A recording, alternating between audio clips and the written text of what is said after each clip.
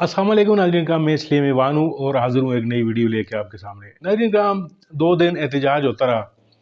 यहाँ से काफिले गए, खैबर पख्तूनख्वा से लोग गए, वर्कर्स वहाँ पे बारिश में रुके रहे, रात भर जो है वो आंसू गैस के शेल्स रास्ते में। क़यादत ने क्या किया? सबसे बड़ा मेन सवाल जो है वो ये उठता है। अली अमीन गंडापुर साहब यहाँ से बड़ी रुकावटें अबूर करके बड़े लंबे चौड़े काफिले के साथ गए। कटी पहाड़ी से आगे उनको बड़ी मज़ामत का सामना करना पड़ा। क्रेनें साथ थी, रिसोर्सेज थे पार्टी के, सारी चीज़ें।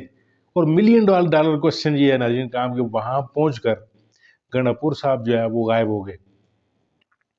ये सवाल जो है वो सोशल मीडिया पे भी अब बार बार उठ रहा है। गंडापुर जो है वो पूरे 24 घंटे गायब रहने के बाद फिर जी ड्रामाई तौर पर वो असम्बली में जाकर KPK असम्बली में पहुँच जाते हैं और वहाँ पे एक तोता मैना की एक कहानी जो है वो सुनने को मिलती है। इस तोता मैना कहानी पे कौन एतबार करता है, किसने एतबार किया, क्या सूरत हाल है, और अली अमीन गंडापुर साहब जो हैं वो सच बोल रहे हैं, झूठ बोल रहे हैं। यानी एक ऐसी कहानी कि आप जो है वो फरमा रहे हैं कि जी 24 घंटे में उधर एक KPK हाउस में मुझे किसी ने वहाँ पे छुपाया रहा और फिर वहाँ से छुपते छुपाते वो पहुँचे रास्ते में। यानी अली अमीन गंडापुर साहब ने एक टेलीफोन करने की ज़हमत भी गुआरा नहीं की। यानी ये कुछ अजीब सा, कुछ एक डूबियस किस्म का, कोई एक पुरस्कार किस्म का किरदार है जो अली अमीन गंडापुर का ये वाज़े हो रहा है। इसी पुरस्कार किरदार के ऊपर नाज़रीन का इमरान रियाज खान ने एक एनालिसिस किया है, एक तज्जिया पेश किया है। आप ज़रा ये वीडियो देखिए, फिर इसके ऊपर बात करते हैं। इसमें मैंने अली अमीन गंडापुर साहब से मुलाकात की है, वज़ीर आला खैबर पख्तूनख्वा से। वो एक दफ़ा फिर खबरों के अंदर थे और पिछले वीलॉग में मैंने आपको बताया था कि वो लापता हो गए, उनका कोई पता नहीं चल रहा था। फिर अचानक से वो बाजियाब हुए और सामने आते हैं वो खैबर पख्तूनख्वा असम्बली में। अली अमीन गंडापुर का मौक़िफ़ क्या है वो एज़ इट इज़ पूरा का पूरा मैं आपको बता दूंगा। मैंने उनसे कहा कि मुझे पूरी कहानी बताएं कि आपके साथ हुआ क्या। फिर जो सवालात उनके बारे में उठाए जा रहे हैं वो भी मैं आपके सामने रख दूंगा। फैसला जो है वो फाइनली तो इमरान खान साहब ने करना है। तहरीक भी उनकी है, पार्टी भी उनकी है, और इमरान खान साहब जो हैं वही बता पाएंगे कि क्या वो ये स्टोरी बाय करते हैं या नहीं करते, या वो इसके ऊपर क्या डिसीजन लेते हैं, ये बाद में पता चलेगा। लेकिन जो अली अमीन गंडापुर साहब ने कहा और जो सवालात मैंने उनसे किए, उनके जवाब, ये चीज़ें मैं आपको बता देता हूँ। लेकिन बैकग्राउंड थोड़ा सा ले लें कि अली अमीन गंडापुर ने वो रुकावटें अबूर की हैं जो नामुमकिन नज़र आ रही थी। यानी जो कटी पहाड़ी के बीच वाला एरिया था, यहाँ दो पहाड़ों के बीच में जिस तरह कंटेनर्स खड़े थे, जैसे खंदकें खोदी गई थी, माजी में इतनी खौफनाक रुकावटें हमने पहले कभी नहीं देखी। ये मुझे जितने इंडिपेंडेंट जर्नलिस्ट वहाँ मौजूद थे उन सब ने कहा। पाकिस्तान तहरीक इंसाफ में इवन जो अली अमीन गंडापुर के तनकीद करने वाले हैं, नाकदीन हैं, या उन्हें पसंद करने वाले हैं, दोनों तरह के लोगों ने कहा जी कि ऐसी रुकावटें हमने इससे पहले नहीं देखी। दूसरा, उन्होंने कहा कि अली अमीन गंडापुर की अपनी गाड़ी और वो फ्रंट पे थे, यानी वो इस काफिले के उकब में नहीं थे, बीच में नहीं थे, वो फ्रंट से लीड करते रहे। उन्होंने आंसू गैस बहुत ज़्यादा बर्दाश्त की और लगातार वो ये सारी चीज़ों का मुकाबला करते हुए सारी रुकावटें हटाकर इस्लामाबाद तक पहुँचे। तो ये क्रेडिट आपको देना पड़ेगा कि हुकूमत को ये लगता था कि वो किसी सूरत भी अली अमीन गंडापुर को डी चौक तक नहीं पहुँचने देगी, लेकिन उन्होंने डी चौक तक पहुँच के दिखाया। ये क्रेडिट आप उनको दे दें। अब जो सवालात हैं वो मैं बाद में बताऊँगा, लेकिन पहले सुन लें, क्योंकि मैंने अली अमीन गंडापुर साहब से जब जाके बात की तो जो परसेप्शन बनी हुई है मैंने उसी के ऊपर बात करनी थी। तो उनका एक राइट है, उन्होंने कहा जी मुझे अपनी स्टोरी बताने का या ये बताने का राइट तो है ना कि क्या हुआ था। मैंने कहा जी बिल्कुल, आप बताएं आपके साथ क्या हुआ था। जो आपकी साइड ऑफ द स्टोरी है वो पूरी तरह लोगों के सामने आनी चाहिए। तो अली अमीन गंडापुर साहब ने कहा कि मैं अपनी हिकमत अमली के तहत जब डी चौक पे पहुंचा तो हमारा काफिला 2 हिस्सों में तकसीम हो गया था और काफिले का एक छोटा हिस्सा लेकर मैं डी चौक में आया था। उस वक्त हमारे ऊपर बदतरीन शेलिंग की, हमारे नौजवानों ने पुलिस का मुकाबला किया और मैंने वहाँ पर खिताब भी किया था और हमारे ऊपर इतना प्रेशर बढ़ गया था और जो हमारा पीछे वाला बड़ा काफिला है वो काफ़ी पीछे था। ये मैंने वहाँ पे मुख्तलिफ लोगों से पहले पूछा कि काफिले का कितना फासला था, तो उन्होंने कहा कि जिस वक्त अली अमीन गंडापुर डी चौक में मौजूद थे उस वक्त काफिला जो है वो सेंटोरस के करीब मौजूद था। ये 5-6 किलोमीटर बनता है और इतनी दूर काफिला था। अली अमीन गंडापुर इधर थे और जब बहुत ज़्यादा प्रेशर बढ़ा तो इन्होंने अपनी गाड़ियाँ गंडापुर साहब के बकौल कहते जी हम चले गए KP हाउस में, खैबर पख्तूनख्वा हाउस में हम पहुँचे। हमने रास्ता उन्होंने जो लिया वो भी बताया कि ये निकले प्रेस क्लब वाली साइड से, वहाँ से घूम के उधर गए, वहाँ पे एक होटल है इस्लामाबाद में, मैरियट होटल, उसके सामने से गुजरते हुए ये खैबर पख्तूनख्वा हाउस में चले गए। जब ये खैबर पख्तूनख्वा हाउस में गए तो थोड़ी देर के बाद वहाँ पे रेड हो गया। पुलिस ने और रेंजर ने दरवाजे तोड़ना शुरू कर दिए, अटैक कर दिया। बकौल अली अमीन गंडापुर के जो उन्होंने मुझे बताया, उन्होंने फायरिंग हुई और हमने फायरिंग सुनी। लोगों के ऊपर टॉर्चर भी कर रहे थे। अली अमीन गंडापुर के बकौल ये ऊपर एक मंजिल में मौजूद थे जहाँ पे सीएम का कमरा होता है और आसपास दीगर और कमरे भी होते हैं, फैमिली एरिया एक बनाया हुआ होता है। वो कहते हैं मैं वहाँ मौजूद था तो वहाँ पे एक शख्स ने, अच्छा ये उन्होंने मुझे कहा कि यार आप ऑफ द रिकॉर्ड रखिएगा, उस बंदे का नाम ना बताइएगा और कोशिश करें कि डेजिग्नेशन भी ना बताएं, लेकिन आप ये बताएं कि मुझे एक शख्स ने वहाँ से इशारा करके निकाला कि आप इस तरफ को आ जाएं। वो मुझे एक दूसरी सिमत लेकर गया और जाके उसने मुझे एक पिकेट, ये पिकेट जो होती है जिसके अंदर वो बैठते हैं गनमैन सिक्योरिटी के लिए जो बैठते हैं, उन्होंने कहा एक पिकेट थी उसकी छत पे मुझे चढ़ा दिया कि आप इस छत पे चढ़ के छुप जाएं। तो अली अमीन गड्ढापुर के बकौल वो उस पिकेट की छत के ऊपर छुप गए। नीचे पुलिस टॉर्चर करती रही, गिरफ्तारियां करती रही, लोगों को सीटती रही और रेंजर्स भी मौजूद थी। अली अमीन गड्ढापुर ने मुझे 3-4 मरतबा कहा कि रेंजर्स और पुलिस दोनों ने मिलकर ये कार्रवाई की है। फिर उन्होंने कहा जी मैं वहाँ पे लेटा रहा और मैं जायजा लेता रहा और ये फिर शाम का वक्त हो गया, रात का। फिर अली अमीन गड्ढापुर ने बताया कि वही शख्स दोबारा आया और उसने मुझे कहा कि जी आप अपना लोकेशन तब्दील कर लें क्योंकि अब वो दोबारा सर्च ऑपरेशन के लिए आएंगे और जब वो आएंगे तो फिर वो ये वाली पिकेट पे भी आएंगे और इसको भी चेक करेंगे, तो आप दूसरी जगह पे आ जाएं। तो उसने अली अमीन गड्ढापुर साहब को निकाल के एक जो उससे बड़ी वाली लंबी पिकेट थी उसके ऊपर चढ़ा दिया और वहाँ पे जाके अली अमीन गड्ढापुर साहब ऊपर लेट गए। उन्होंने मुझे बताया कि वहाँ पे ऊपर पत्थर पड़े हुए हैं और आप जाके देख सकते हैं वहाँ पे ऊपर पत्थर पड़े हुए हैं, ये उन्होंने कहा। और साथ उन्होंने ये कहा अली अमीन गड्ढापुर ने कि वहाँ बारिश होना शुरू हो गई और मैं बारिश के अंदर वहाँ पे उस पिकेट की छत के ऊपर लेटा रहा और गिरफ्तारी को अवॉइड करता रहा और इसकी वजह से उन्होंने कहा जी मेरे कोई निशान भी पड़े जिस्म पे जब मैं वहाँ लेटा हुआ था। वहाँ से अली अमीन गड्ढापुर ने कहा कि रात के आखिरी पैर मुझे मौका मिला, मैं वहाँ से निकला, उन्होंने मुझे कब से निकाला और मैंने इससे पहले ये कह दिया था कि आप कोई एक वहाँ पे पीछे गाड़ी का अरेंजमेंट रखें जो मार्गला रोड पे और उस तरफ मुलिका एरिया में फिरती रहे और मुझे जैसे ही मौका मिलेगा मैं जाके उस गाड़ी में बैठ के तो मैं निकल जाऊंगा। ये अली अमीन गड्ढापुर साहब के बकौल ये हो रहा था। फिर अली अमीन गड्ढापुर साहब नीचे आते हैं, उनको कपड़े तब्दील करवाए जाते हैं, वो दूसरे कपड़े पहनते हैं और उसके बाद वहाँ से वो निकल जाते हैं। पहले वाले कपड़े बकौल उनके वो गीले हो गए और उन कपड़े जो है वो गंदे भी हो गए क्योंकि वो छत के ऊपर बारिश में लेटे हुए थे। तो बकौल अली अमीन गड्ढापुर के वो वहाँ से निकले, किसी की उन पर नजर नहीं पड़ी और वो पहुंच गए मार्गला रोड पे। यहाँ पे ट्रेल्स बनी हुई है, जो लोग इस्लामाबाद में रहते हैं हाइकिंग के लिए ट्रेल्स बनी हुई है जो पहाड़ों पे जाती है, जो मार्गला हिल्स की तरफ जाती है। उनमें से गालिबन ट्रेल नंबर 3 अली अमीन गड्ढापुर समझते हैं कि वो ट्रेल नंबर 3 थी। उन्होंने कहा कि मैं ट्रेल नंबर 3 पे चढ़ना शुरू हो गया, मेरे साथ एक शख्स मौजूद था और मैं उस ट्रेल के साथ ऊपर जाता रहा। जाते जाते अली अमीन गड्ढापुर साहब ने कहा जी कि फायर वे से आप ऊपर गए, ये बहुत मुश्किल होता है, इस पे दिन में भी आप नहीं चढ़ सकते, मैं क्योंकि यहाँ पे ट्रैकिंग करता रहा हूँ माजी में। तो उन्होंने कहा जी फायर वे से आप ऊपर जाना शुरू हुए और वहाँ पे बहुत पत्थर थे, बड़ा मुश्किल था, लेकिन हम चढ़ते चढ़ते अली अमीन गड्ढापुर साहब के बकौल वो मुनाल तक पहुँच गए।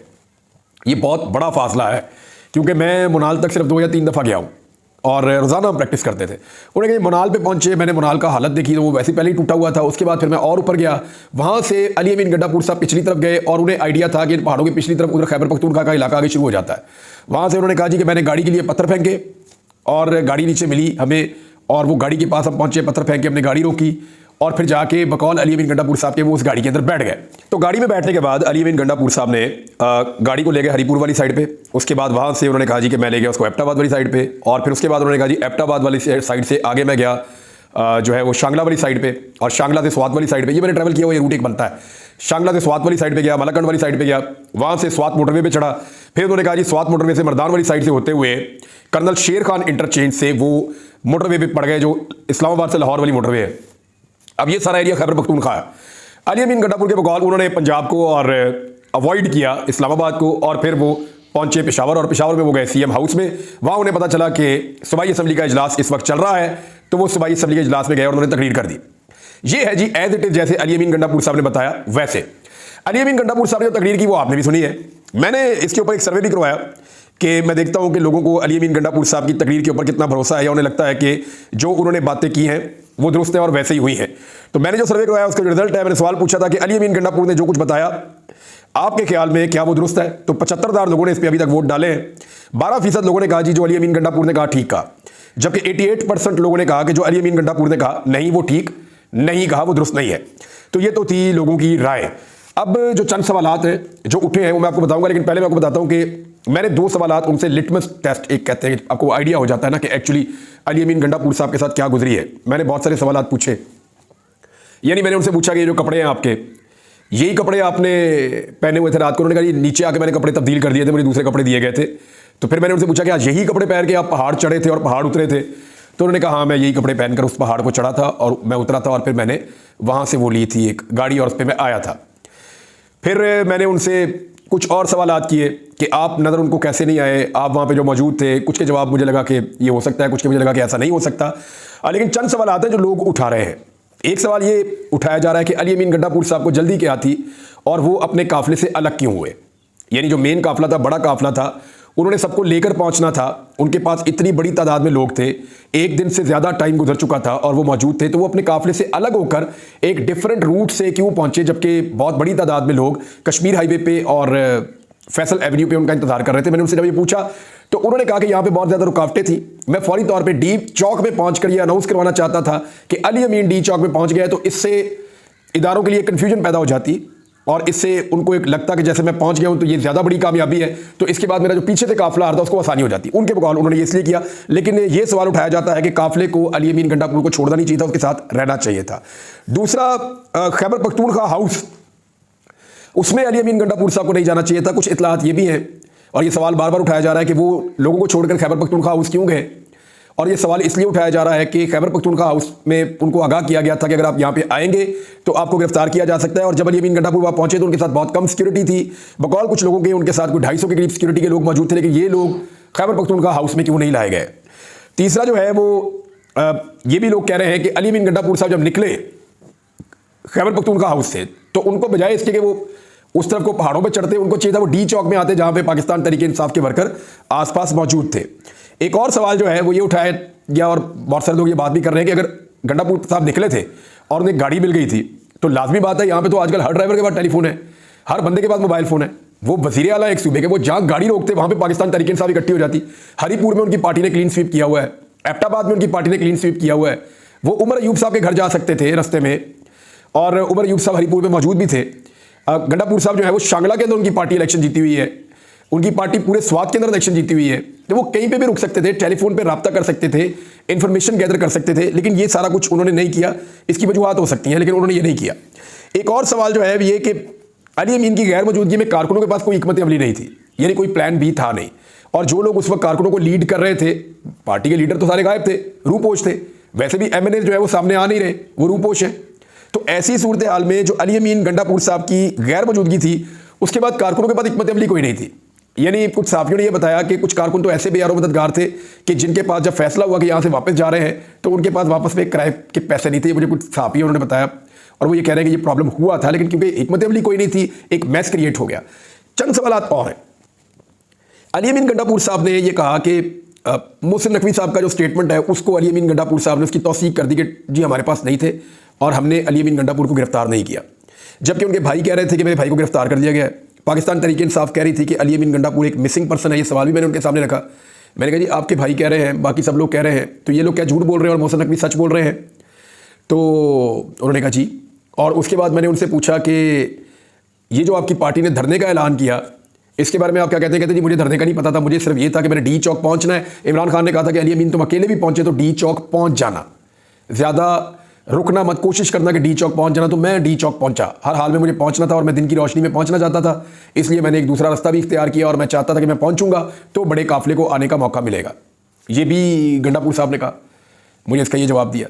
तो मैंने उनसे जो जो सवालात पूछे उन्होंने उसके जवाब दिए। ज़रूरी नहीं है कि मैं तमाम सवालात से इत्तफाक करूँ, तमाम जवाबात से इत्तफाक करूँ, लेकिन ये इट्स अप टू यू कि आप इसको क्या समझते हैं। क्या ये जो सारी स्टोरी है इसको आप बाय करते हैं या नहीं करते, इट्स अप टू यू। लेकिन पाकिस्तान तहरीक इंसाफ के अंदर एक बड़ी बेचैनी पैदा हुई है और एक तजब्जुब पैदा हुआ है इस सारे एपिसोड में, क्योंकि सब ये कह रहे थे कि एक सूबे का वज़ीर आला लापता है और सारे इसके बारे में बात कर रहे थे। वज़ीर आला वापस आए, उन्होंने कहा जी मैं लापता नहीं था, मैं छुपा हुआ था और अब मैं खुद सामने आ गया हूँ निकल कर, और मैं बड़ी मुश्किल से यहाँ तक पहुँचा हूँ। उनके पहुँचने के बीच में उनका दुनिया से कटा हुआ होना आज की 21वीं सदी के दौर में ये कोई मन तक समझ नहीं आती। लेकिन एक बात समझ आती है और वो मैं साफ साफ कर देता हूँ। अली अमीन गंडापुर साहब जो है ना, हमारे सिस्टम का जो एक मकरू चेहरा है ना, उस पर पर्दा डाल रहे हैं, जो मुझे समझ आती है। मेरा एनालिसिस है ना, मैं कुछ भी कह सकता हूँ। तो गंडापुर साहब कोशिश ये कर रहे हैं कि हमारे अंदर का गंद ज़्यादा दिखाई ना दे।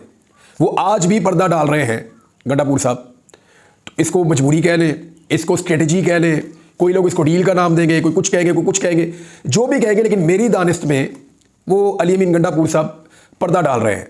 लेकिन जिन लोगों ने भी ये किया वो देख ले कि क्या इससे कोई पाकिस्तान को फ़ायदा हो रहा है या इससे कोई पाकिस्तान की इज्जत और वक़ार में इजाफा हो रहा है। मेरे ख्याल में जो लोगों की परसेप्शन है या जैसे लोग समझ रहे हैं कि ये हुआ होगा, क्योंकि बहुत सारे ऐसे सहाफ़ी जिनका एस्टेब्लिशमेंट से बड़ा करीबी ताल्लुक है, हुकूमत से बड़ा करीबी ताल्लुक है, वो तो ये कहानियाँ देते रहे कि टॉर्चर भी हुआ, पकड़ के ले भी गए, बड़ी मुश्किल में है, उनको कहीं रखा गया है, कोई सेफ हाउस का जिक्र करता रहा, कोई कुछ और जिक्र करता रहा।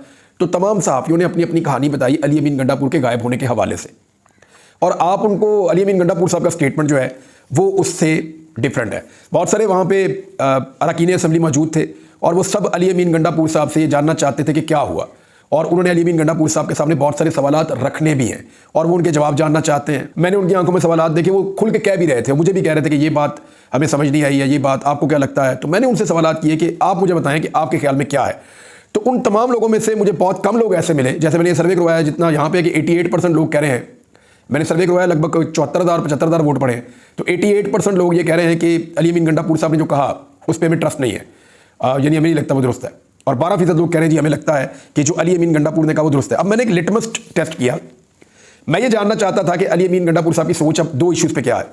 एक, मैंने उनसे कहा जी आईनी तरमीम के हवाले से मुझे बताएं कि आप ही ने महफूज रखा हुआ है तमाम MNAs को यहाँ खैबर पख्तूनख्वा में जो कमज़ोर है और जिनके वोटों को काबू किया जा सकता है। तो इस पर उन्होंने उमर अयूब साहब की तरफ इशारा किया, उन्होंने कहा जी ये पार्टी है और ये जो फैसिलिटी और जो सपोर्ट मांगेंगे वो सपोर्ट मैं दूंगा। आईनी तरमीम से बचने के लिए MNAs को और सेनेटर्स को प्रोटेक्ट करने के लिए जो मेरा रोल होगा, जब मुझे पार्टी कहेगी मैं वो करूँगा। दूसरा, मैंने उनसे PTM के बारे में पूछा कि जी PTM के जो एक जरगे का हो रहा है कि एक कौमी जरगा हो रहा है, पश्तून कौमी जरगा, तो उसके बारे में आप क्या कहते हैं। तो उन्होंने कहा जी देखिए वो PTM का प्लेटफॉर्म है और आज उनके ऊपर पाबंदी लग गई है, और आईने पाकिस्तान के मुताबिक क्योंकि वफाकी हुकूमत के बाद ये इख्तियार है तो उन्होंने ये पाबंदी लगा दी और मैंने इसी आइन के तहत हलफ उठाया हुआ है। तो ये तो एक आईनी मामला है, लेकिन मैं ज़ाती तौर पे ये कहता हूँ कि उनके साथ ज्यादती की गई है। ये पाबंदी लगानी थी तो पहले लगा देते, अब ऐन मौके पे जब उनका प्रोग्राम आ रहा है तो ये पाबंदी लगाई गई है, तो ये अफसोसनाक है और ये गलत है। उनके साथ ये ज्यादती हो रही है, ये नहीं होना चाहिए था उनके साथ। लेकिन जब मैंने उनसे कहा कि क्या आप फैसिलिटेट करेंगे या आप इसको किस नुक्ते से देखेंगे, उन्होंने कहा जी उनका मामला अदालत में है। तो इसके ऊपर अली अमीन गंडापुर साहब का ये मौक़िफ़ था। अब नाज़रीन, मैंने आपको सारी चीज़ें बताई हैं जो उन्होंने मुझे बताई हैं, कुछ और चीज़ें मुझे याद आएंगी आपको अगली व्लॉग में बता दूंगा, क्योंकि मैंने बड़ी देर तक वहाँ बैठ के बातचीत की है। लेकिन एक चीज़ है, असल फैसला होगा तब जब इमरान खान साहब के सामने ये सारी सिचुएशन जाएगी। जी नाज़रीन, वीडियो आपने मुलाहिज़ा फरमाई, वीडियो में जिस तरीके से इमरान रियाज खान ने कहा है कि उनको खुद भी ये शक है, गो कि इमरान रियाज ने बड़े मोहतात लहजे में ये तजिया किया है। यानी एक मोहतात से मुराद ये है कि वो अली अमीन गंडापुर साहब को जो है वो डायरेक्ट उन्होंने इल्ज़ाम उन पे नहीं लगाया या डायरेक्ट उन पे कोई दुश्मनाम तराजी करने की कोशिश नहीं की। उनको एक खुला रास्ता दिया है, एक शक का फ़ायदा दे रहे हैं इमरान रियाज खान की जी वो हो सकता है कुछ इदारों के हवाले से, यानी कोई वो चीज़ें जो है वो छुपा रहे हों, इदारों ने उनके साथ पता नहीं क्या किया हो। नाज़रीन, काम इस तरह नहीं होता, इस तरह बड़ी तहरीकें जो हैं वो इस तरह नहीं चलती। इमरान खान साहब जो हैं वो जेल में बैठे हुए हैं, वो एक असूली स्टांस पे खड़े हैं, और जो बाहर लोग हैं वो उनका क्या किरदार है आप ज़रा देख लें। अली अमीन गंडापुर साहब जो हैं ये पिछली दफ़ा भी बिल्कुल इनका जो गायब होना था वो भी पुरस्कार था, इस दफ़ा फिर ये गायब हो गए हैं। और कहानी अगर तोते मैंने की जो है इन्होंने असम्बली में पेश कर दी है कि जी मुझे वहाँ पे फ़लाँ जगह पे कर दिया गया था, और गारे हरा का वाक़या भी बयान करते हुए फरमा रहे हैं। यानी इस तरह की बातें अब नहीं चलेगी। ये 1999-90 नहीं है, ये सोशल मीडिया का दौर है। इमरान रियाज खान ने जिस तरीके से आपको बता दिया कि उन्होंने एक सर्वे कराया जिसमें से 12% लोग इनकी बात पे यकीन कर रहे हैं, और बाकी जो लोग हैं यानी 80% से ज़्यादा लोग जो हैं वो कह रहे हैं कि ये आदमी झूठ बोल रहा है। नाज़रीन, क्या हम इतनी बड़ी तहरीक, इतने बड़े लोग, यानी पाकिस्तान की सबसे बड़ी पार्टी का एक एहतजाज, और फिर एक बड़े सूबे का यानी 4 करोड़ आबादी है के सूबे का एक सरबराह आला जो है वो जाकर फिर वहाँ से गायब होता है, फिर वो आकर असम्बली में झूठ बोलता है, यानी और झूठ भी ऐसा कि जिसके न सर है और न पाँव है। तो नाज़रीन, का फिर अल्लाह ही हाफ़िज़ है, जो वर्कर जाकर वहाँ पे जो मारें खा रहे थे, जो आंसू गैस की शेल्स जो है वो खा रहे थे, और फिर इसके ऊपर जो है वो हुकूमत का जो रवैया, फिर वो मोहसिन नकवी जो है उसकी जो वहाँ पे फिर अलकाबात तहरीक इंसाफ के जो वर्कर्स थे जिनको इनाम दिए जाना चाहिए था कि इतनी मुश्किल हालात में जाकर उन्होंने एक फस्तायत का मुकाबला किया। तो नाज़रीन, का ये सूरत हाल है, ये निकलता है हिसाब पूरे 2-3 दिन खज्जल ख्वार होने का कि वज़ीर आला असम्बली में भी जा पहुँचता है, और तोता मैना की एक कहानी है। अब इस पे इमरान खान साहब का क्या रद्द-ए-अमल आता है ये देखने की बात होगी। बहरहाल अब तक के लिए आपके सामने ये चीज़ें थी जो मैंने कहा कि आपके सबके साथ शेयर करता हूँ। अपना बहुत सारा ख्याल रखिएगा, अपने इस चैनल का भी। इजाज़त दीजिए। अल्लाह हाफ़िज़।